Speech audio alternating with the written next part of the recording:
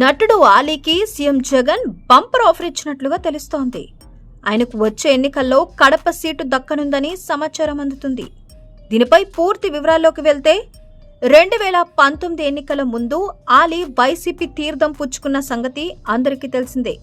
2019 ఎన్నికల్లోనే ఆలీ ప్రత్యక్ష ఎన్నికల్లో పోటీ చేయాలని భావించారు. కానీ సరిగ్గా ఎన్నికల ముందు వైసీపీలో చేరడంతో జగన్ ఆలీకి టికెట్ కేటాయించలేకపోయారు.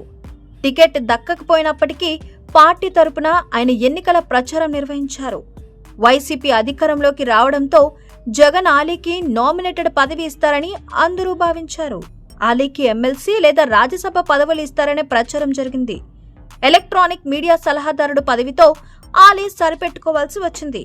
అయితే రాబోవు సార్వత్రిక ఎన్నికల్లో ఆయన వైసీపీ నుంచి ఎమ్మెల్యేగా కానీ ఎంపీగా కానీ పోటీ చేయడం ఖాయంగా కనిపిస్తుంది. మొదట నంద్యాల ఎంపీగా ఆలీ పేరు వినిపించింది. అయితే తాజాగా ఆలీకి కడప ఎంపీ స్థానాన్ని ఖరారు చేసినట్లుగా వార్తలొస్తున్నాయి. ప్రస్తుతం కడప ఎంపీగా జగన్ సోదరుడు అవినాష్ రెడ్డి ఉన్నారు. 2014, 2019 ఎన్నికల్లో కడప ఎంపీగా అవినాష్ రెడ్డి వరుసగా గెలుపొందారు. అయితే ఆయనకు బదులు వేరే వ్యక్తిని కడప ఎంపీగా పోటీ చేయించాలని జగన్ చూస్తున్నారు.